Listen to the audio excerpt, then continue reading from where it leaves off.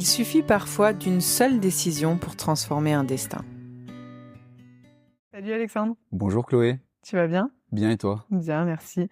Je suis ravie de te recevoir. Merci d'avoir accepté mon invitation. Merci de toi de m'interviewer. Je suis ravie. Pour un peu de contexte, on était ensemble au lycée, donc on était dans la même bande d'amis. Et tu as eu un parcours un peu atypique par la suite, donc je suis ravie que tu puisses partager ton histoire. Je commence toujours de la même manière, à savoir dans quel environnement tu as grandi et ce que tu fais aujourd'hui. Je viens comme toi, de province, à côté de Mâcon, d'une petite campagne qui s'appelle Saint-Jean-sur-Vesle. J'ai grandi dans une famille assez aisée, avec mon petit frère et mes deux parents. Ce que je fais aujourd'hui, je suis commercial sur Paris dans une entreprise qui vend du cuir, Maison Fichet. On est grossiste en cuir, donc ça veut dire qu'on alimente toutes les maisons de luxe et les tapissiers et décorateurs architectes d'intérieur de Paris, l'Île-de-France, voire même de la France entière. J'ai plein de questions par rapport à ce que tu fais aujourd'hui et comment t'en es arrivé là, mais est-ce que tu peux me décrire quel enfant tu étais? J'étais un enfant assez calme. J'ai toujours été très sociable avec les gens. Je me faisais facilement des amis au collège, au lycée ou même en école primaire. Et tu rêvais de quoi quand t'étais enfant? J'avais pas vraiment de rêve. Comme tous les petits garçons, je pense que j'ai rêvé un jour d'être footballeur. Ça, c'est sûr.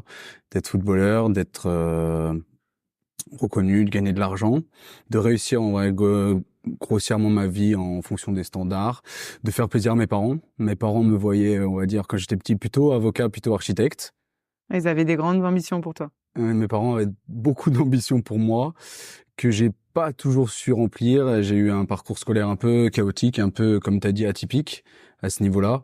Et c'est vrai que pour eux, j'aspirais à plus. J'avais de très grosses facilités au collège, en école primaire et au lycée. Après, j'ai toujours eu un petit peu un problème avec l'envie d'apprendre à cette époque-là. Donc, c'était toujours un petit peu compliqué.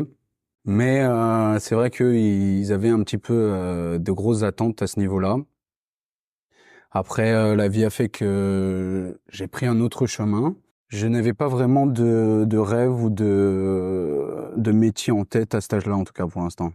Quand tu dis qu'à l'école, ça te posait un peu problème, c'est-à-dire tu étais turbulent, tu te faisais remarquer, enfin, Alors j'ai vite compris à l'école que j'étais assez différent. Mon petit frère et moi, on a grandi comme je te dis, en province. Et on se rend vite compte quand on est enfant que on avait une petite différence au niveau de nos camarades, où avec mon frère on était les deux seules personnes de couleur dans notre collège, enfin dans notre école primaire déjà. Après au collège j'en avais eu quelques-uns, mais surtout en primaire c'est là où on se rend compte, surtout à cet âge-là les enfants sont assez turbulents et font assez des remarques. Enfin c'est l'âge où le monde on découvre un petit peu le monde qui nous entoure.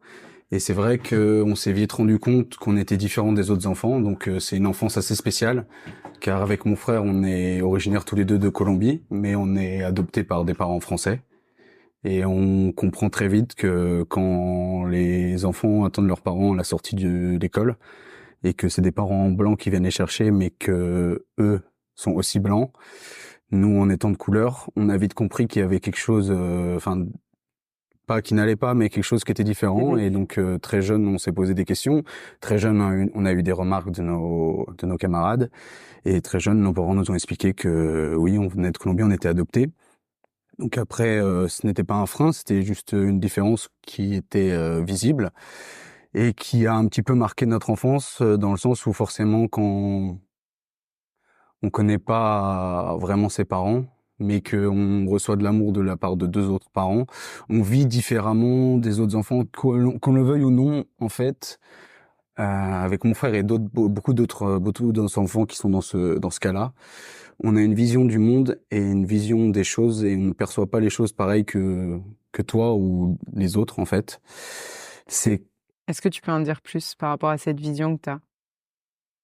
Je vais parler de mon cas moi à moi, parce que c'est des choses avec mon frère qu'on a beaucoup parlé quand on était plus jeune, mais actuellement c'est vrai que c'est des sujets qui sont devenus un petit peu pas forcément difficiles à aborder, mais c'est vrai que c'est un petit peu passé, enfin on est un petit peu passé à autre chose. Mais c'est vrai que quand on était jeune, on en parlait beaucoup. Ça forcément ça travaille et t'as envie d'en savoir un petit peu plus. Après je sais pas si lui s'est fait à l'idée, mais moi je me suis fait à l'idée, dans le sens où on a une vision différente par rapport au fait que on se sent un petit peu délaissé. On se sent différent dans le sens où même par rapport au fait que pour s'identifier aux gens de sa famille, en fait, c'est je pense que c'est la chose la plus importante, c'est que mon frère ou moi, on n'a jamais pu nous dire, ça va vous paraître assez spécial comme remarque, mais enfin ça va te paraître assez spécial comme remarque, mais pour les autres enfants, c'est quelque chose de normal quand on te dit, ah tu ressembles à ton père, tu ressembles à ta mère, Oui. tu ressembles à ton frère, tu ressembles à sa sœur. Avec mon frère, on peut pas nous dire ça. Ça, c'est des choses, quand t'es enfant, on te dit justement l'inverse. Quand t'es adopté et que t'as une famille d'une couleur de peau différente et des origines différentes, on te dit ah mais c'est bizarre, tu ne ressembles pas à ton père, tu ne ressembles pas à ta mère. Ou même mon frère, vu qu'il vient d'une famille différente que moi, on a les traits assez similaires, mais avec des différences. On peut me dire par rapport à la couleur, oui, tu ressembles à ton frère, mais en soi, on sait qu'on se ressemble pas du tout. Et déjà, par rapport à ça, quand on grandit en étant enfant, c'est la première chose qui nous frappe, c'est la différence. Et plus tu montes en fait en âge, plus tu grandis, plus les remarques sont un peu plus soit intrusives ou soit maladroites. Et tu grandis en comprenant que soit déjà tu n'étais pas un enfant désiré, ou soit tu étais un enfant qui n'était pas, enfin dont on ne pouvait pas s'occuper. Et j'ai souvent la question de, oui, est-ce que pourquoi tu ne recherches pas tes parents, pourquoi tu ne fais pas de démarche? Et c'est là où, au fil des années, j'ai commencé à un petit peu laisser ça de côté. C'est vrai que quand t'es petit, tu te poses beaucoup de questions, tu as envie de tout savoir. Et justement, ça, pour nous, c'était quelque chose que on recherchait vraiment. Mais j'ai vu une fois un film de Olivier Rousteing que je recommande justement à toutes les personnes qui sont un peu dans ce cas de figure-là, que j'ai recommandé à mon frère, je sais pas s'il l'a regardé, mais ça permet de poser beaucoup de mots sur ce qu'on pense et ce qu'on ressent quand on est dans cette situation.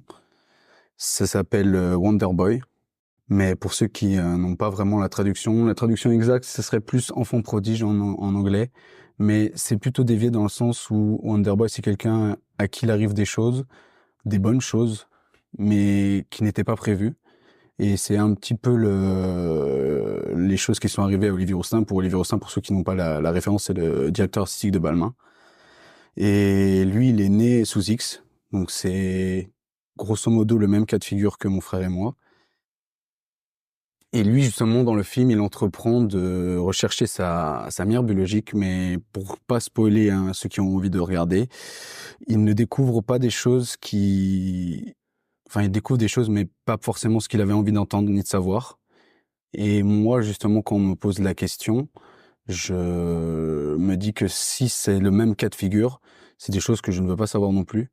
Donc forcément, quand on grandit en se disant qu'on est peut-être un enfant qui n'est pas voulu, peut-être qu'on est là alors qu'on ne devrait pas l'être, forcément, ça conditionne un choix de vie et des réflexions par rapport aux autres et des regards sur la réaction des gens qui sont différentes. Donc c'est vraiment à ce niveau-là que je pense qu'avec mon frère, on a grandi vraiment différemment des autres enfants et que même encore à l'instant T, j'ai des réactions ou des façons de voir les choses qui sont vraiment toujours différentes de quelqu'un qui n'a toujours, enfin, j'ai eu toujours ce que je voulais, mais dans le sens où je l'ai eu par chance et par amour, alors que la plupart des enfants l'ont parce que ils ont été voulus, ils ont été désirés et ils sont là parce que leurs parents ont bien voulu les garder. C'est juste ça qui conditionne le fait que on peut avoir des visions différentes et des besoins et des façons de réfléchir vraiment différentes des autres enfants, surtout quand on est jeune. Oui, surtout quand on est jeune. Et quand tu parles des moqueries que tu as pu recevoir, c'est de quel type? C'est par rapport à la couleur de peau qui est différente? C'est Oui, c'est quoi? par rapport à la couleur de peau. Après, c'est surtout à l'heure actuelle ou même au lycée ou au collège, il n'y en avait pas. C'était vraiment à l'école primaire, c'était vraiment parce que c'est justement l'âge où, comme j'ai dit tout à l'heure, les enfants découvrent tout et c'est vraiment plus maladroit que méchant. Ok. C'est plus maladroit que méchant, c'est pourquoi vous êtes d'une autre couleur, Oui, donc pourquoi c'était t'es vraiment la différence ouais, qui questionnait plus. pourquoi tes parents sont comme ci, comme ça.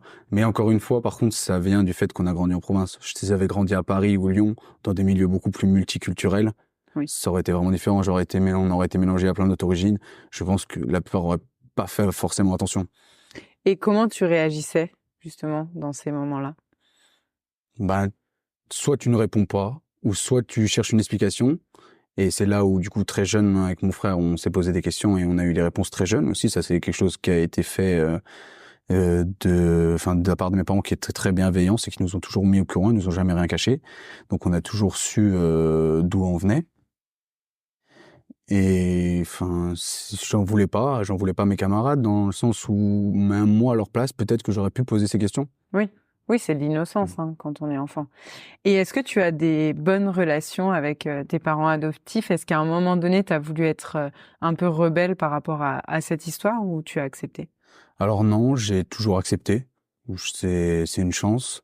Mon frère et moi, on a toujours été bienveillants par rapport à ça. On a toujours remercié nos parents adoptifs. Je sais que ça ne se passe pas toujours pareil dans les familles d'enfants adoptés, pour en avoir connu beaucoup. Certains ont un peu de mal et ça vient souvent du fait qu'ils sont adoptés tard. Moi, j'ai été adopté à 1 an, mon frère à 3 ans. Donc à ce niveau-là, l'assimilation, le choc des cultures n'est pas vraiment présent. J'ai plus grandi comme un enfant français, en fait, que comme un enfant colombien. Alors que certains qui sont adoptés à 7 ans, 5 ans, il y a déjà forcément la barrière de la langue. C'est toujours plus difficile. Je dis pas que je peux comprendre, mais c'est des choses qu'il faut prendre en compte aussi de la part des parents adoptifs qui adoptent des enfants tard. Si les choses sont mal faites ou d'une mauvaise façon, ça peut emmener certains rejets. Après, faut être très pédagogue et leur expliquer. Mais moi, non, à ce niveau-là, on n'a jamais eu de problème. Oui, t'as jamais eu ce choc parce qu'en fait, t'as pas de souvenir de cette année en Colombie. C'est Exactement. beaucoup trop jeune. Exactement. Après, mes parents adoptifs, encore une fois, je les remercie car ils nous ont remmenés en Colombie avec mon frère en 2015. On a fait un voyage de 1 mois, ce qui nous a permis de découvrir le pays, nous imprégner un petit peu de la culture et de là où on vient, de comprendre un petit peu mieux les conditions du pays, ce qui a pu amener nos parents à faire, enfin nos vrais parents, nos parents biologiques à faire ce choix-là. Et c'est pour ça que après avoir vu le documentaire, enfin le film de Olivier Rostaing, après avoir été en Colombie, j'ai pas envie de découvrir quelque chose qui pourrait soit me décevoir, en fait, on peut pas vraiment dire décevoir parce que ce n'est pas mon choix à moi, mais qui pourrait entacher un petit peu l'image que j'ai, sachant que de par la prostitution, de par la drogue, de par le trafic d'enfants, enfin toutes ces choses-là, il y a mille et une raisons qui font que soit ça pourrait être plus du négatif que du positif, ou soit tout simplement que mes parents biologiques ne soient peut-être plus là, sachant que j'ai aussi des frères et des sœurs. Ça, tu le sais via le dossier Oui. d'adoption? J'ai plusieurs frères et sœurs, mon frère a aussi plusieurs frères et sœurs, mais nous ne savons pas si eux ont été adoptés, nous ne savons pas si eux sont toujours en Colombie, parce que nous, en fait, c'est même pas adopté directement chez la famille, c'est des enfants abandonnés, directement déposés dans les orphelinats. Les noms qu'on a eus sur nos papiers à l'adoption ne sont pas, ce n'est pas forcément les noms qu'on aurait dû avoir. Donc en soi, on sait pas vraiment qui on est. Est-ce que ça vaudrait le coup de découvrir? Moi, c'est quelque chose avec lequel j'ai appris à vivre avec. Et je pense que aujourd'hui, ça me suffit. Les réponses que j'ai me suffisent. Et est-ce que tu es retourné à l'orphelinat, justement? Non. Non. Non. Et qu'est-ce que tu as ressenti quand tu es retourné en Colombie? Je pourrais pas te dire d'être chez moi, parce que au final, on n'y a jamais grandi. On voit au niveau du faciès des similitudes avec forcément les habitants, c'est sûr. C'est différent de la France. Je vois, qu'est-ce que j'ai ressenti? J'ai ressenti certains endroits, un certain mal-être, parce que je me dis qu'au final, normalement, c'est dans ces endroits-là où j'aurais dû grandir. Surtout qu'on est retourné vraiment pas à l'orphelinat, mais à l'endroit même où normalement j'aurais dû grandir, dans ces quartiers-là. Et c'est vraiment les quartiers les plus défavorisés. C'est ce qui s'apparente aux favelas au Brésil. En Colombie, c'est un autre nom, mais c'est ce qui s'apparente à la même chose. Et ça ne me fait que me réconforter dans l'idée que j'ai eu beaucoup de chance, mon frère a eu beaucoup de chance. C'est juste que ça me faisait ressentir de la chance. Tu es reconnaissant envers tes parents Ouais. adoptifs. Tu grandis dans cette famille, dans une ambiance heureuse. Tu es plutôt turbulent à l'école. Non. Pas turbulent? Moi, j'étais calme. Mon frère était turbulent. Ok. Mais t'aimais pas forcément l'école. J'aimais bien l'école jusqu'au lycée. Et pourquoi au lycée t'aimais plus? Parce que justement, au collège et à l'école primaire, je pouvais me reposer sur mes facilités, sans réviser, sans, entre guillemets, me mettre au travail. Et c'est à partir du lycée où j'ai dû commencer un petit peu à me rendre compte, en ayant des mauvaises notes, qu'en fait, je devais commencer à réviser. Et c'est là, à ce moment-là, où l'école a commencé à moins me plaire. Et qu'est-ce que tu décides de faire? Vers quelle étude tu t'orientes? Alors, je dirais pas que c'est moi qui m'oriente vers ces études-là, mais c'est plutôt qu'on m'oriente vers ces études-là à ce moment-là. Comme beaucoup de jeunes à ce moment-là, enfin de lycéens, on nous dit ben gentiment, je pense que pour toi la voie, ça serait plutôt STMG. Et comme beaucoup de jeunes à ce moment-là, ben je la prends et je pars en STMG, vu que j'avais toujours pas envie de réviser ni non plus de travailler, au grand désarroi de mes parents. Et je me rends vers un bac STMG, j'obtiens mon bac STMG, toujours sans travailler, avec sûrement un petit peu de chance. Mais je passe mes années lycée qui sont pour moi de très bons souvenirs, où j'ai rencontré des gens avec qui je suis toujours encore ami, des gens que je vois encore régulièrement. C'est une très bonne partie c'est une très bonne partie de ma vie, je peux le dire, le lycée. On a passé de très bons moments, bah, notamment avec toi. On a bien rigolé. Oui. Et tu sais ce que tu voulais faire à ce moment-là? À ce moment-là, je ne savais vraiment pas ce que je voulais faire. À ce moment-là, vraiment, surtout que j'ai remarqué que, bon, après, c'est toujours un petit peu délicat de le dire, mais je trouve qu'au niveau de la province, on est sous-informé comparé aux grandes villes par rapport aux orientations. Et ça, je sais pas du tout si ça a été réglé depuis, Pas mais forcément. Et c'est aussi pour ça que j'ai créé ce podcast, parce qu'à l'époque, j'aurais aimé savoir qu'il y avait plusieurs chemins possibles et qu'il n'y avait pas un chemin classique à suivre. parce Donc que c'est bien de le dire. Parce que vraiment, ça c'est quelque chose que je me suis rendu compte, notamment là actuellement. Par exemple, c'est l'année dernière, quand j'ai rejoint mon travail à Paris, mon responsable a ses filles sont très très douées à l'école et les ont emmenées visiter HEC en seconde. Moi, en seconde, on me parle d'HEC, je sais même pas ce quel acronyme ça veut dire. HEC, je sais même pas où c'est. Tu me parles d'école à Paris, tu me parles d'école peu importe. Enfin, nous, on est cantonné, à l'époque, on était cantonné STMG, S, L, et on nous disait, oui, voilà, il faut avoir le bac, et ensuite, après, pas vous vous débrouillez, mais vous ferez, entre guillemets, les études que vous voulez, mais sauf que nous, à cette époque-là, on était tellement focus sur avoir le bac en se disant, si j'ai pas le bac, je vais jamais réussir ma vie, si j'ai pas le bac, j'ai loupé ma vie, si j'ai pas le bac, j'aurai pas d'autre option, alors que bon, ok, oui, si t'as pas le bac, ça commence mal, mais même si, en ayant un bac STMG, on nous rabâchait en disant oui, voilà, c'est la voie de garage, alors que là, actuellement, il y a beaucoup de monde en STMG qui s'en sort très très bien, voire même des fois certains qui sont passés par ES. Donc, est-ce que à ce moment-là, je savais ce que je voulais faire? Non, mais est-ce qu'on m'a bien orienté? Je pense pas non plus. Oui, c'est ça. En fait, si t'as pas d'objectif, c'est difficile de te motiver à l'école, surtout au lycée. Si on était venu au lycée me dire que le travail de commercial existait, peut-être que, enfin, si on m'avait parlé de commercial, de voie sur la vente, enfin, plus, en fait, je pense que ça manque d'intervenants directement des métiers qui viennent nous présenter ce qu'ils ont fait à l'issue de leur filière, hein, pas des choses qui n'ont rien à voir. Mais en fonction voilà, des STMG, par exemple, voilà, ben, quelqu'un qui a réussi, comme ils font les intervenants dans les post-bac, hein, dans les facs ou dans les universités, enfin, que ce soit l'université, que ce soit dans les masters, les licences, etc., des intervenants qui viennent en présentant leurs cours et en disant, bah voilà, moi, mon expérience, c'est ça, je suis passé par cette école, la même que vous. Ensuite, j'ai gravi les échelons et voilà où j'en suis.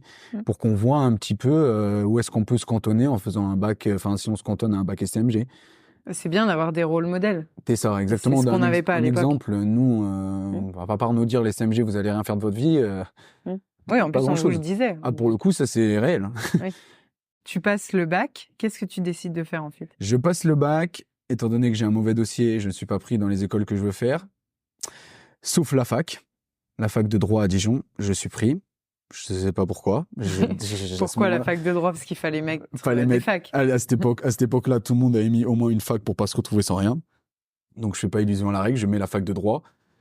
Mes parents me disent, ben, on veut que tu fasses avocat, pourquoi tu vas pas faire la fac de droit? J'aurais dit en toute honnêteté, ben, parce que j'ai pas envie de vous faire payer un loyer. C'était à Dijon, j'ai pas envie de vous faire payer un loyer à Dijon alors que je vais me rétamer en cours. Ce n'est pas du tout quelque chose qui m'attire et je sais que je vais pas m'investir. Donc je leur épargne ça. Et je m'oriente plutôt vers un BTS MUC de l'époque, ça s'appelle MUC, je crois que maintenant c'est passé MCO. À l'époque, ça s'appelait MUC, Management des unités commerciales, c'est tout ce qui est le plus basique en tant que vendeur. Je me rends plutôt vers cette formation-là. Je pose des CV. À l'époque, c'était encore les CV qu'on déposait directement dans les boutiques, écrits à l'ordinateur ou tapés à la main. C'est vraiment drôle la différence avec maintenant. Et du coup, je partais avec mes vingtaines ou trentaines de CV dans la journée. Je déposais dans des boutiques à droite à gauche. Au final, j'ai jamais été rappelé ou eu même quelconque entretien. Donc le choix s'offre à moi, soit la fac, soit une année sans rien. Du coup, je choisis l'année sans rien, mais pas sans rien faire. Je fais de l'intérim pendant 1 an. Je fais de l'intérim pendant 1 an et mine de rien, j'enchaîne les petits boulots, que ça soit de la manutention, les travails de nuit, le travail même dans le BTP. Je me retrouvais à faire tout et n'importe quoi. C'est bon, après j'étais pas à plaindre, je gagnais des sous, mais je faisais des travails des tafs dans lesquels tu te dis bon bah faut que je continue les études. Oui. Oui, en fait, ça a été aussi une prise de conscience à ce moment-là. Ah oui, et je me suis dit ouais, surtout les tafs où tu fais 4-8 heures. 4 heures du matin, 8 heures, enfin midi, et les travails de nuit en usine, c'était marrant 1 année, mais pas 2. Et du coup, je me remets à rechercher à partir de la fin au niveau de mai-juin, je me remets à redistribuer des CV, toujours rien. Et un soir, par hasard, en fait, pendant une soirée chez un ami, un collègue à lui vient et nous parle de son expérience dans l'armée. Et tout de suite, je suis pas fasciné, mais je suis interloqué par ce qu'il raconte. Je suis admiratif parce que mon père a fait l'armée, mon grand-père était résistant pour la Seconde Guerre mondiale, donc il y a toujours eu un petit peu ce côté armé dans la famille. Et je me mets à me poser des questions et à m'intéresser à ses missions, à son parcours. Et il me dit, bah voilà, et tout Alexandre, si t'aimes le sport et si t'as envie un peu de changer de vie, de casser un peu les codes, je pense que ça pourrait être une bonne expérience pour toi. Et je réfléchis pendant 1 semaine, 2 semaines. Et au final, je me dis oui, pourquoi pas au final. Et t'avais jamais pensé à intégrer l'armée avant Jamais. cette conversation? Pour être honnête, jamais. Et ça s'est fait comme ça. J'ai eu cette conversation en août, sachant que du coup, j'arrivais déjà beaucoup rapidement à la deadline pour trouver une école et une alternance. J'ai la soirée en août. Je pars au CIRFA, c'est le centre où on peut s'inscrire, faire une demande. En septembre. En octobre, je passe les tests. En novembre, mes tests sont acceptés. En décembre, je pars. Et alors, comment ça se passe? Tu intègres l'armée, tu fais quoi? Alors, déjà, les tests sont sur 3 jours. On nous demande de faire des tests sportifs, psychologiques et intellectuels, si on peut dire ça intellectuel. Des tests scolaires, on va dire. Le B.A.B.A., juste pour voir le niveau global, mais ce qui est vraiment déterminant, on va pas se mentir, c'est les tests sportifs. Et psychologiques, enfin après les tests psychologiques, je vais pas vous faire un dessin, mais ça nous demande si on est stable mentalement. Si tu réponds non, Oui. t'es bizarre. Donc tout le monde répond oui. Et ensuite, à l'issue des tests, en fonction de ton score au niveau du sport surtout, t'es orienté vers tel ou tel corps d'armée. J'avais fait assez de bons résultats pour aller dans les parachutistes, dans les pompiers de Paris. Et pour tout le reste, et l'infanterie, c'est les 3 corps d'armée les plus demandés. Et je choisis l'infanterie. Donc je choisis entre guillemets, j'ai la chance de pouvoir choisir mon régiment. Je choisis un régiment en Alsace, à Colmar. Pourquoi celui-ci en particulier? Tout simplement car je me suis souvenu de ce qu'a dit mon collègue ce soir-là. Il m'a demandé il m'a dit si tu veux changer de vie, et je trouvais qu'un régiment assez loin dans une région que je connaissais pas, c'était un bon moyen de commencer par changer sa vie. Mais c'est drôle parce que ce que tu reproches au lycée, le fait de pas avoir eu de rôle modèle, c'est finalement ce qui a fait que tu as complètement changé de vie. C'est qu'à un moment donné, tu as eu ce rôle modèle qui t'a inspiré et du coup, t'es parti à l'armée. Si tu n'avais pas rencontré cette personne, tu aurais sûrement fait autre chose. Si cette soirée-là, il n'y avait pas eu cet ami, Grégoire d'ailleurs, que je remercie, si cette soirée-là, il n'y avait pas eu Grégoire, je pense que je ne serais jamais parti à l'armée. Donc tu vois, c'est vraiment important de Comme quoi, parler, de quand raconter. on dit une rencontre peut changer une vie, oui, cette rencontre a changé ma vie pendant 5 ans. Ouais. Et puis ta vie tout court. Oui, jamais fait c'est vrai que ça conditionne beaucoup de choses, mais c'est vrai que cette rencontre, par hasard, lors d'une soirée en été, m'a fait prendre un choix que je n'aurais pas envisagé, mais que je ne regrette pas. Et du coup, partir aussi loin, ça avait un sens. car je ne connaissais pas l'Alsace. J'ai choisi un très bon régiment, le régiment est très bien réputé. Et Et t'étais dans quel état d'esprit quand t'intègres l'armée? j'avais 19 ans quand je suis parti à l'armée. Pour ça, t'étais très jeune, Ouais. donc... J'avais 19 ans, j'étais dans quel état d'esprit? Je voulais découvrir quelque chose. En fait, je voulais changer mon quotidien. Je voulais faire quelque chose qu'on n'a pas l'habitude d'entendre. Je voulais vraiment, comme j'ai dit, casser les codes. C'est parce que c'est vrai qu'au lycée, j'ai encore les remarques actuellement quand les gens découvrent que j'ai fait l'armée. Ils me disent, j'aurais jamais imaginé que tu partirais à l'armée. Je vous rassure, j'aurais jamais imaginé non plus à l'époque du lycée. Mais j'ai toujours eu cet aspect avec, bon, même si au lycée j'étais assez dissipé, cet aspect avec les règles et l'ordre, dans le sens où si je fais une bêtise, je l'assume et c'est comme ça, c'est le jeu. Pas vu, pas pris, pris pendu. Donc cet aspect d'un train de vie carré où il y a des règles et une hiérarchie à respecter et des preuves à faire pour pouvoir monter durant notre carrière, c'était quelque chose qui allait vraiment avec l'état d'esprit que je devais développer. En fait, je me suis dit, jusqu'à présent, ma vie n'a pas eu enfin, j'ai eu un cadre par rapport à mes parents, mais une fois qu'ils m'ont laissé du lest, dire à partir du lycée, là, ma vie a commencé un petit peu à dériver et j'étais en recherche de cadre. Et l'armée, c'était fait, je pense qu'à ce moment-là, c'était ce que j'avais besoin. C'était fait pour moi durant cette période de ma vie. J'avais besoin qu'on me recadre et qu'on me remette, entre guillemets, dans le droit chemin. Donc, tu as pas eu de difficulté avec la hiérarchie dès le début? Non, Ça s'est bien passé? non, ça s'est très bien passé. Comparé au lycée, justement, ça s'est très bien passé. Parce que il y a cet aspect où tes cadres à l'armée sont tes exemples. C'est des personnes, enfin les personnes qui t'incorporent quand tu fais ton incorporation. C'est des personnes dont tu te souviendras toute ta vie. C'est des personnes qui te marquent et c'est les premiers visages, les premiers exemples que tu as en arrivant. Donc tout à l'heure tu m'as demandé comment ça se passe. En fait, t'arrives, tu subis 6 mois de formation, 3 mois de FJ, 3 mois de FGE. C'est-à-dire? Les formations initiales des militaires du rang et formation générale élémentaire. Donc entre guillemets, c'est 3 mois au CEFIM. Et 3 mois, le CEFIM, c'est le centre de formation des militaires du rang. C'est 3 mois dans un centre à Dieuze, qui est perdu à côté de Nancy, où tous les corps d'armée qui commencent, enfin tous les jeunes de différents corps d'armée, que ce soit l'infanterie, la LAT, le génie ou d'autres, sont formés avec un socle commun. En fait, c'est le socle commun des militaires du rang de l'armée de terre. Donc là, ton quotidien pendant ces 3 mois, il ressemble à quoi? Il ressemble à quoi? Il ressemble à... Étonnamment, j'ai fui l'école, enfin j'ai fui les cours, car ça ne m'intéressait pas et je suis allé à l'armée et il y avait plus de cours qu'à l'école. Mais là, tu suivais. Mais là, c'était plus intéressant. Ouais. C'était différent. Enfin, il y avait des matières militaires, donc rien à voir avec l'anglais, le droit ou les mathématiques. Là, c'était plutôt des cours sur les conflits géopolitiques, l'armement, les règles en caserne, sur le savoir-vivre, etc. Sur les grades, sur les missions, tout ce genre de choses. Et ça se rentre en cours, sport, vie en campagne. Vie en campagne, c'est la vie en forêt, à l'extérieur du camp. Des étapes à passer. Des étapes à passer pour valider. En fait, il y a des modules à valider pour pouvoir poursuivre la formation. Faut que tu vois le truc comme... je vais comparer ça à koh, mais c'est un peu pareil.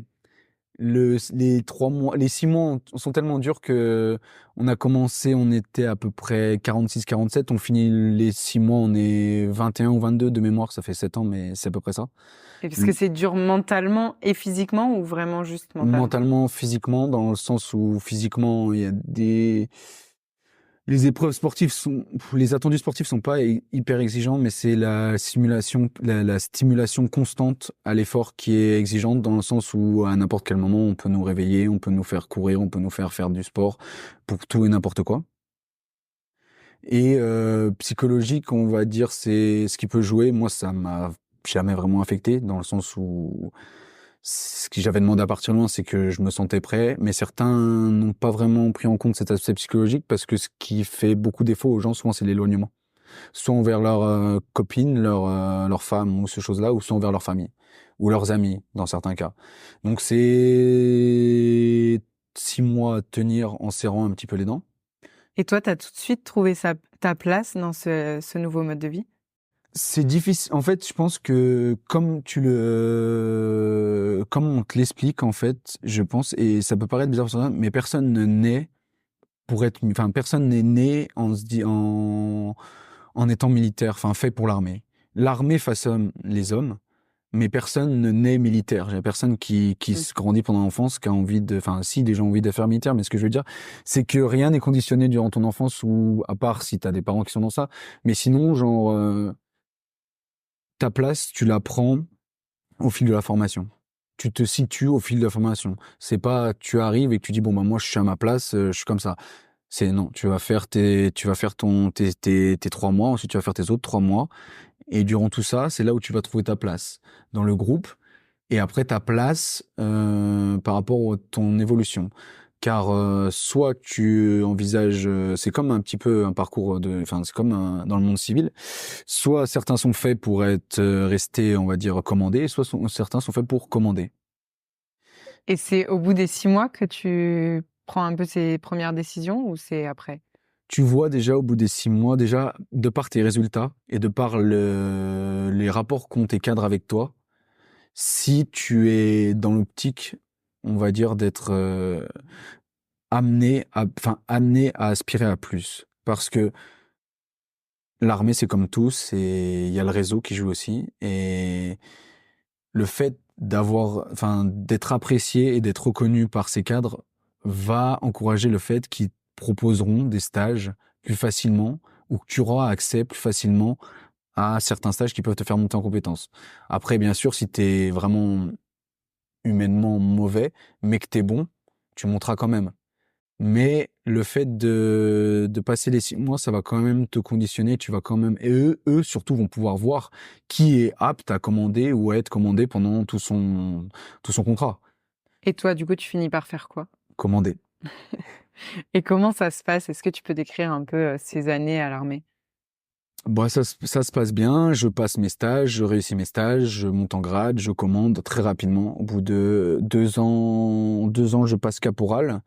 Donc direct, je suis le deuxième, deuxième, mais à ce moment-là, on est trois à passer en même temps. Donc en gros, je suis parmi les deuxièmes qui sont passés en grade de mon contingent.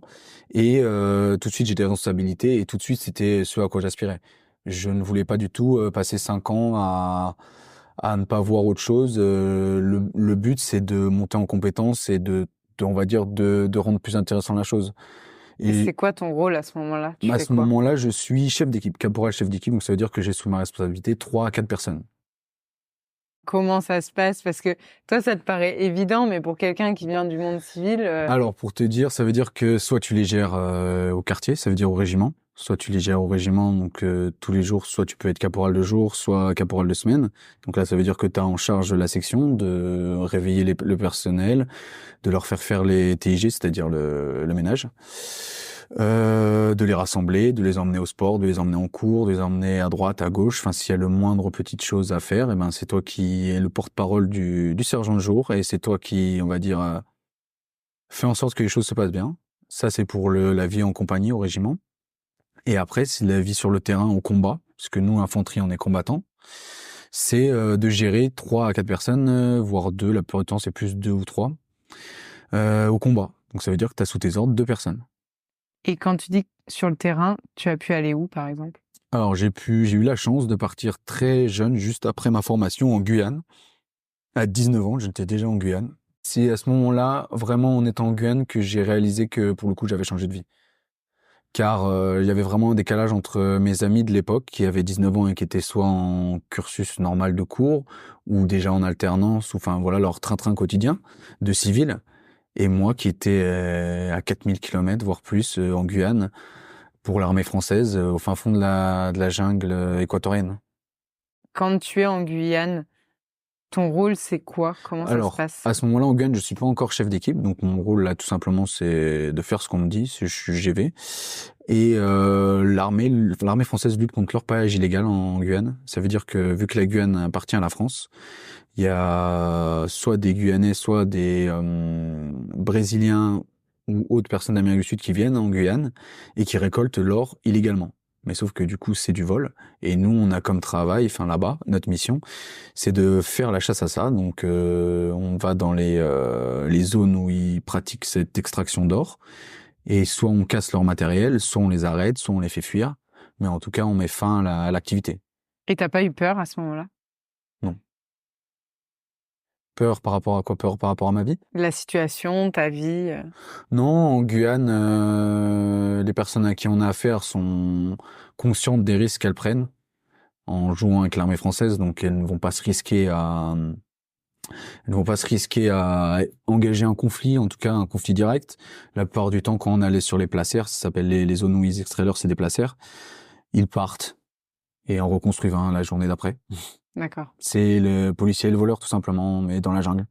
Est-ce que tu as été sur d'autres lieux de combat pendant tes années à l'armée? Alors, la Guyane n'est pas un lieu de combat, c'est pas un lieu de conflit, et j'ai pas été sur un lieu de conflit, j'ai été aux Émirats Arabes Unis pendant 4 mois également, sur mon avant-dernière année. Mais là, par contre, c'est plus de l'entraînement.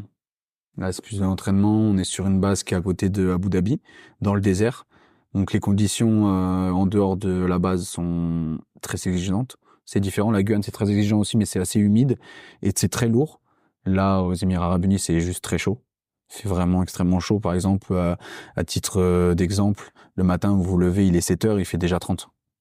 C'est difficile. C'est très exigeant. Et ça, c'était vraiment de l'entraînement. Qu'est-ce qu'on a fait là-bas? On a fait 3 semaines dans le désert, au milieu du désert. C'était pas une zone de conflit, mais on a quand même eu un petit couac dans le désert. On a été victime d'une tornade, une vraie tornade. Une vraie tornade.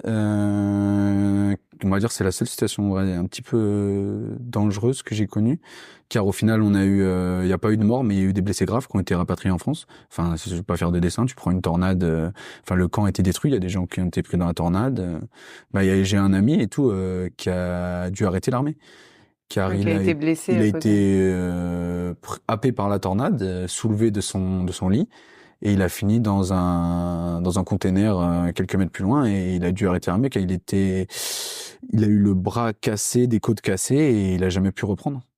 Oui, donc des conditions quand même difficiles. Bon, ça, c'était pas prévu. Ça arrive Oui. qu'à nous. Ça arrive qu'à nous. C'est jamais arrivé avant. Ça, les 3 semaines dans le désert. Après, on a fait beaucoup d'hélicos. On faisait beaucoup d'hélicos là-bas et un petit stage commando de 2 semaines. Quand tu me parles d'armée, je pense forcément au fait que tu as une arme. Oui. Est-ce que ça a tout de suite été plutôt naturel pour toi ou est-ce que Comment t'as réagi la première fois qu'on t'a donné une arme? Alors, ça, c'est des choses qu'on voit à la formation pendant les 6 premiers mois. Il y a toute une institution par rapport à ça, il y a une vraie cérémonie. La première fois qu'on nous donne notre arme, c'est vraiment quelque chose qu'on nous fait prendre directement au sérieux. C'est pas du tout quelque chose avec lequel il faut être négligent ou quoi que ce soit. On nous apprend que notre arme, comme dans le jargon militaire, c'est précisé, c'est notre femme. Ça veut dire qu'on en a qu'une. Ça veut dire qu'elle doit tout le temps être avec nous et on la garde. Et tout de suite, on nous familiarise avec ça. On tire énormément pendant la formation, on tire énormément et on est sans cesse quand on est en exercice ou à l'extérieur avec notre arme. Donc c'est quelque chose au fait que c'est comme un enfant quand on lui met dans les mains un livre ou par exemple un hochet, il se familiarise directement avec. Et ben nous, pendant les 6 mois, on n'est pas endoctriné, mais on est habitué à vivre avec H24. Quand on est dehors en forêt, on dort avec. Enfin, c'est des choses où ils nous font vite comprendre que c'est quelque chose avec lequel on doit être très vite familier, parce que un militaire sans une arme, c'est pas, un militaire, surtout nous combattants en infanterie, on a besoin de notre arme. Et quand tu parles donc que l'arme est vue comme une femme, ça me fait me poser une question. Est-ce qu'il y avait des femmes dans ton régiment? Il y en a quelques-unes. Après, en infanterie, c'est compliqué. La différence entre les hommes et les femmes au niveau de pourcentage est vraiment, je pense que sur mon régiment, on était plus de 1000. S'il y avait 15 femmes, c'était le bout du monde. Mais c'est dû aux conditions physiques ou c'est juste Je dirais pas que c'est dû aux conditions physiques, car il y en a, donc forcément c'est que c'est possible. Et il y en avait qui étaient très doués, justement. Mais c'était très très rare, je pense, parce que c'est un milieu essentiellement masculin. Quand on est déjà moi, en étant au lycée, j'ai jamais pensé aller à l'armée. Alors, dans la tête d'une fille à cette époque, à cet âge-là, ou même plus tard, c'est pas, je pense, la priorité. C'est pas un métier dans lequel elle pense à aller le plus. Le corps d'armée où il y a le plus de femmes, c'est l'armée de l'air. Où là, par contre, c'est l'inverse. Il y a plus de Il y femmes? a plus de femmes que d'hommes. Dans l'armée de terre, on va dire que, enfin, en infanterie, nous, on va plus être sur du 90-10, mais dans l'armée de l'air, ça va plus être du 70% de femmes et 30% d'hommes. Ah oui, quand même. Ah oui, Donc, les c'est qu'il femmes y a sont quand même... vraiment majoritaires dans l'armée de l'air. Comment tu évolues au sein de l'armée? Est-ce que tout de suite tu te dis je vais faire carrière et ça me convient? Ou est-ce que tu penses à autre chose? Je me dis, au début, à 19 ans, quand j'arrive, on nous demande de signer un contrat, on choisit la durée du contrat, je commence par signer un contrat de 5 ans, directement. Ce qui est déjà très engageant. Et quand j'y repense, c'est vraiment énorme. Je sais pas où je vais, je m'engage à un nouveau truc et je signe directement 5 ans. Et tu peux pas changer d'avis. Et une fois qu'on a signé, on a signé. Après, libre à toi de déserter, comme on dit, mais après, c'est en ton âme et conscience. J'ai pour habitude d'aller au bout des choses, donc j'ai signé 5 ans. Même s'il y a eu des moments où je me suis bien remis en question et je me suis dit 5 ans c'est quand même beaucoup. Je suis allé au bout des 5 ans et c'était comme ça. Au début je me suis dit je fais les 5 ans et après je vais voir. Après arrive le moment où la France ferme le Mali, le théâtre d'opération qui se trouve au Mali. Donc entre guillemets j'ai déjà fait les 2 autres missions importantes, que ce soit Guyane et Émirats. Il y a de nouvelles missions qui sont ouvertes comme la Roumanie, mais c'est pas des missions qui m'intéressaient. La seule mission intéressante qui me manquait, c'était le Mali. T'aurais été prêt à aller au Mali? La plupart s'engagent pour aller au Mali. C'est la seule mission, entre guillemets, qui est le plus médiatisée. C'est la seule mission, même sans être militaire, que tu connais. Ouais, c'est Même vrai. si t'es pas familier au monde militaire, tu sais que l'armée française va au Mali. Donc forcément, quand nous on s'engage, c'est les premières choses qu'ils nous ont dit. Ils nous ont dit si vous êtes bon, vous pourrez être envoyé au Mali. C'est les premières choses qu'on nous dit les premières semaines. Donc l'armée française ferme le Mali. Il me reste 1 an, je crois. Je me dis que ça vaut pas le coup, je re-signe. J'attends la fin de mon contrat et je m'étais mis dans l'idée de reprendre mes études. Et il y a d'autres pays dans lesquels la France est engagée? Là, actuellement, la Roumanie, je peux vous dire, il y a des pays d'Afrique comme, je pense, il y a le Tchad, il y a le Liban, les Émirats Arabes Unis, la Guyane, c'est la France. Mais sinon, sur Côte d'Ivoire, Sénégal. Après, toutes ces missions-là, c'est plus de l'entraînement qu'autre chose. Il y a pas vraiment. Et là, actuellement, la France n'a pas de mission en conflit direct. D'accord. Et comment tu vis le fait d'avoir une jeunesse différente de celle de tes amis? Ça, c'est une question aussi que je me suis beaucoup posée. De l'enfance jusqu'à mon passage à l'armée, tout a été différent. J'ai fait que des choix qui ont été différents des autres. Et j'ai vécu ça, c'était spécial. Parce que très vite, j'ai été confronté à des responsabilités et à la réalité de la vie à 19 ans, comparé à, par exemple, toi ou quelqu'un d'autre qui pouvait jouir de sa vie d'étudiant. Moi, j'ai ma vie d'étudiant maintenant, à 27 ans, mais à 19 ans, j'avais pas du tout une vie d'étudiant, j'avais une vie de militaire. Donc c'est vraiment différent et j'avais vraiment un décalage par rapport à mon groupe d'amis qui fait que c'est pas que j'ai été mature plus vite, mais j'ai été confronté à des choses qui nous font prendre en maturité beaucoup plus vite.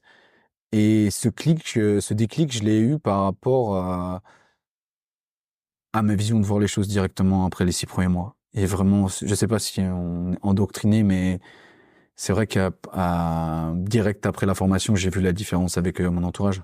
Tu dirais qu'il y a vraiment un avant et un après l'armée? Oui. Mais ça, c'est pareil, ça sera pour tous les militaires, tout le monde te le dira.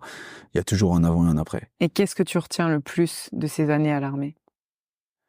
Je pense la cohésion. Vraiment la cohésion, vraiment le fait de vivre vraiment avec des personnes que je ne connaissais pas, au final, qui deviennent ta famille. Des personnes qui ne sont rien au départ et qui deviennent tout, ton quotidien, tes habitudes. T'apprends à t'entraider, à être là pour les autres. Quelque chose qu'on retrouve beaucoup moins dans le monde civil. Vos collègues que vous avez avec vous au bureau, ça sera jamais vos amis, pour la plupart, sauf ceux qui créent des liens avec leurs collègues. Mais nous, c'est pas qu'on est forcé, mais en vivant tout le temps ensemble, à 4 dans une chambre de 30 mètres carrés, c'est compliqué de pas devenir amis. Et c'est vraiment ces moments-là, je pense, ces moments de camaraderie, ces moments de partage que je retiens le plus.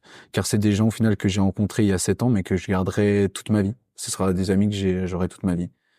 Donc, t'as pas eu trop de mal avec cette cohabitation. T'as rapidement trouvé ta place et trouvé les gens avec qui tu allais passer le reste de tes années. Je pense que j'ai eu la chance de tomber sur des personnes qui me ressemblaient et avec qui on avait des centres d'intérêt en commun et qui on a partagé des moments incroyables. Enfin, il y a tellement des moments où on était dans des moments très difficiles, très exigeants, et en connaissant les mêmes problèmes, en fait, que ça nous a tellement rapprochés que cette cohésion, elle est venue tout seul. Ceux qui sont pas dans le partage ou le vivre ensemble comme ça en harmonie tout le temps et en étant avec les personnes de ses sections ou de son régiment, ne font pas long feu à l'armée, parce que si on n'aime pas cette vie en communauté, c'est compliqué. Comment ça se passe quand tu décides de quitter l'armée? Comment ça se passe? Eh ben, tout simplement, on a un rendez-vous comme on peut avoir un rendez-vous annuel avec son patron. Et moi, ce rendez-vous est arrivé à mes 4 ans et demi, et on me demande tout simplement est-ce que je compte signer? Et je réponds tout simplement non. On me demande pourquoi. Je réponds la même chose que je t'ai répondu. La France a fermé le Mali. C'est la seule mission qui me manquait. Je ne vais pas reprolonger mon contrat. Je vais décider de reprendre les cours. L'armée est très compréhensive. Bien sûr, elle essaye un petit peu de retenir ces éléments. Mais si elle voit que ce n'est pas la peine, ça ne sert à rien d'aller au conflit et de créer un mauvais climat avec ses employés comme dans un travail. Donc en soi, à partir du moment où je veux partir, si j'ai fini mon contrat, je peux partir. Quand tu retournes du coup dans une vie plus normale, tu réagis comment? Parce que là, d'un coup, c'est ton quotidien qui est chamboulé. C'est le jour et la nuit. Là, c'est le jour et la nuit pour des choses toutes bêtes, par exemple, même comme je t'ai dit tout à l'heure, genre au bout de, ça faisait 7 ans, hein, 7 ans plus tard, je me remets dans le monde civil. Je cherche une école, déjà. C'est la première fois que je cherchais une école, puisqu'avant j'étais au lycée, donc l'école, elle s'était trouvée toute seule, on va dire. C'était le prolongement du collège. Là, je dois faire des démarches pour trouver une école. Je dois faire des démarches pour trouver un travail, une alternance. Et tu savais plus ce que tu voulais faire à ce moment-là? À ce moment-là, en sortant de l'armée, je ne savais pas vraiment ce que je voulais faire, puisque j'avais qu'un bac. Au final, j'ai rencontré un ami à moi du lycée qui m'a un petit peu pris sous son aile et qui m'a dit, ben voilà, je pense que pour toi, ce qui serait le plus adapté, ce serait, et puis c'était en cohérence avec ce que me disait aussi mon entourage, ce serait commercial, par rapport au relationnel, les échanges et la proximité que je peux avoir avec les gens. Et donc il me dit, ben voilà, faut que tu fasses tel cursus, machin, faut passer par telle étape. J'étais dans une école, tu peux aller dans la même, et encore mieux, je suis dans une boîte, est-ce que tu veux que je te fasse rentrer?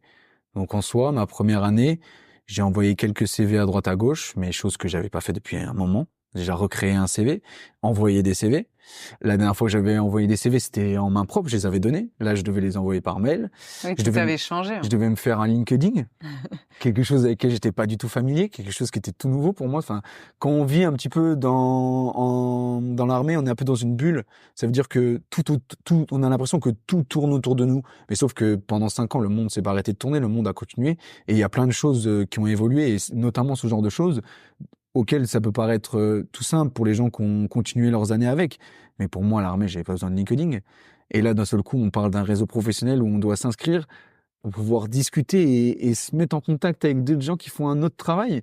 Mais pourquoi faire? Enfin, pour moi, c'était des choses... Oui. Et en plus, pour mettre des posts, pour parler de son travail, pour dire des choses qu'on a fait dans son travail, pour que les autres gens qui font ce même travail me félicitent d'avoir fait mon travail. Tout est nouveau pour toi. Pour moi, c'était insensé. Pour moi, genre, c'était des choses qui n'avaient pas leur place avant. Et après, c'est très bien. J'ai appris à prendre l'outil en main, mais c'était assez spécial.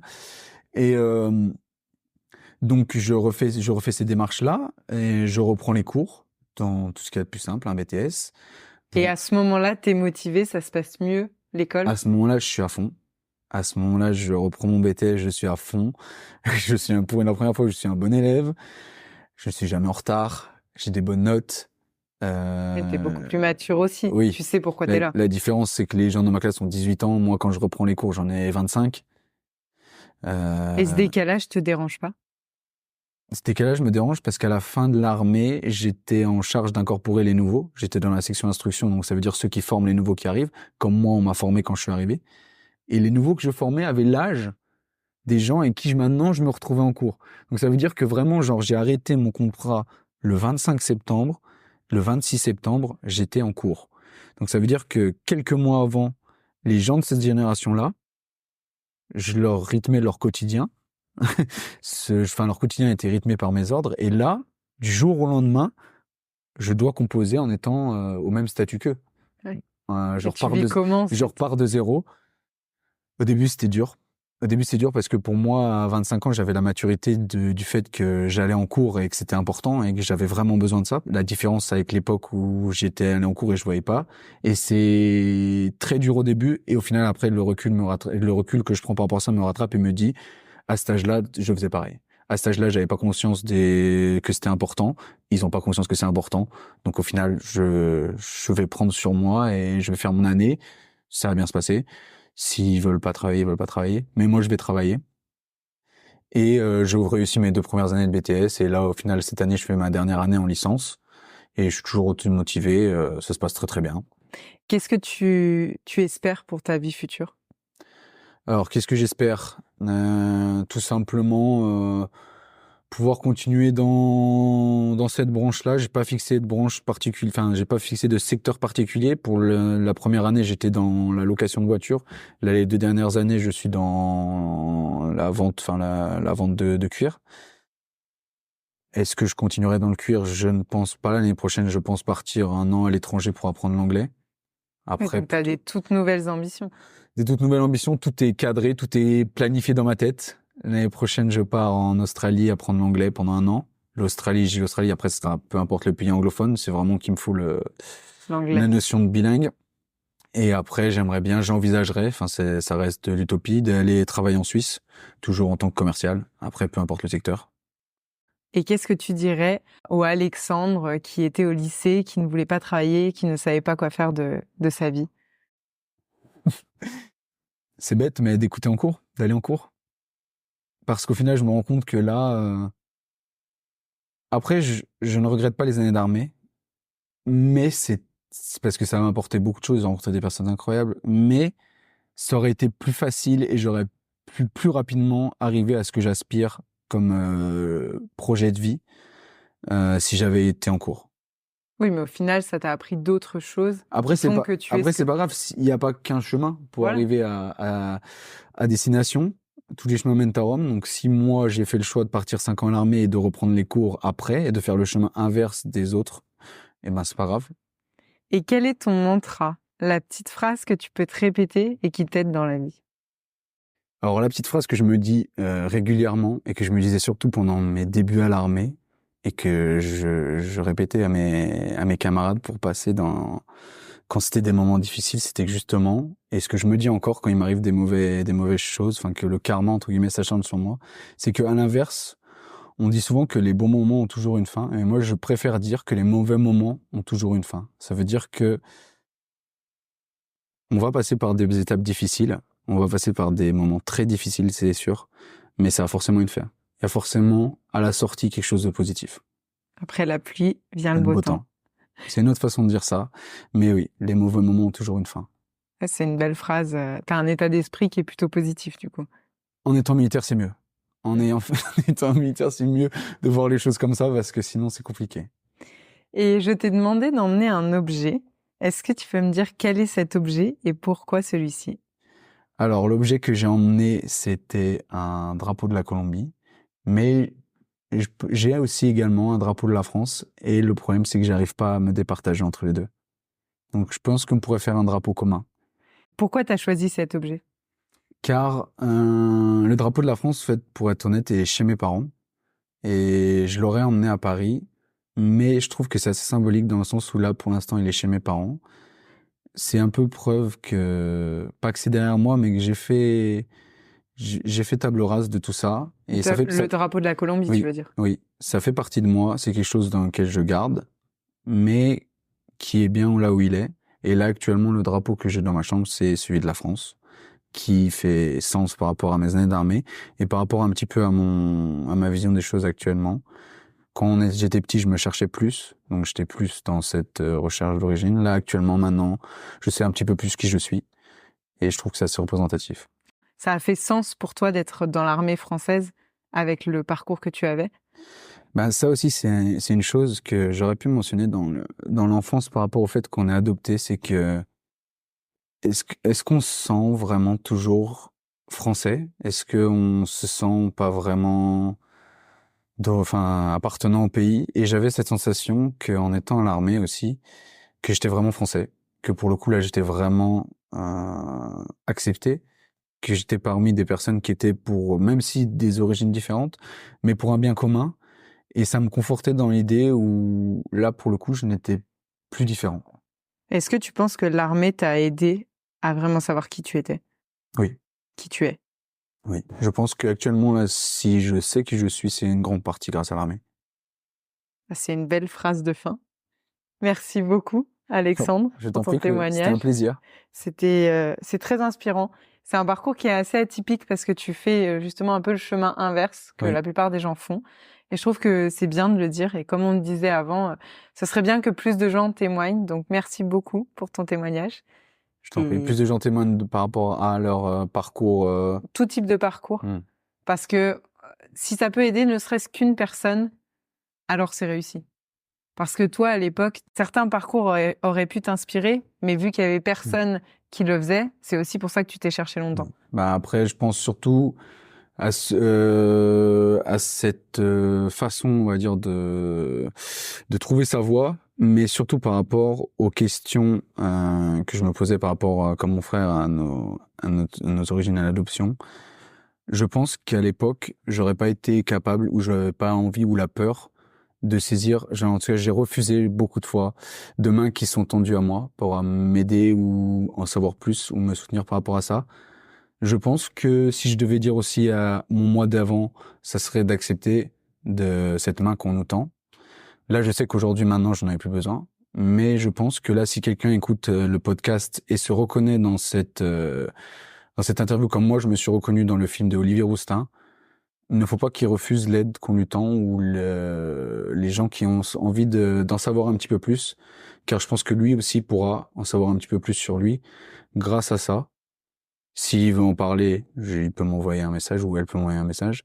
Mais c'est vrai que c'est quelque chose, je pense qu'il faut que j'ai entendu beaucoup trop de personnes dans ce cas-là qui se sont renfermées ou qui n'ont jamais parlé ou avec qui leur famille ça s'est très mal passé justement parce que personne n'a su comprendre. C'est pour ça que c'est bien de témoigner. Et aujourd'hui, j'aimerais que ces personnes-là un petit peu pas sortent du silence, mais on va dire acceptent l'aide des autres. Je pense que ça peut les aider. J'aurais dû accepter l'aide, mais et en pourquoi tout cas, tu ne l'as pas fait à l'époque? on veut pas être différent.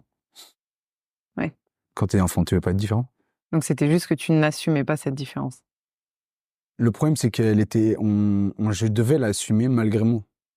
C'est pas un choix, c'est quelque chose qui nous est imposé. Mais sauf que quand t'es enfant, t'as pas envie d'être différent des autres.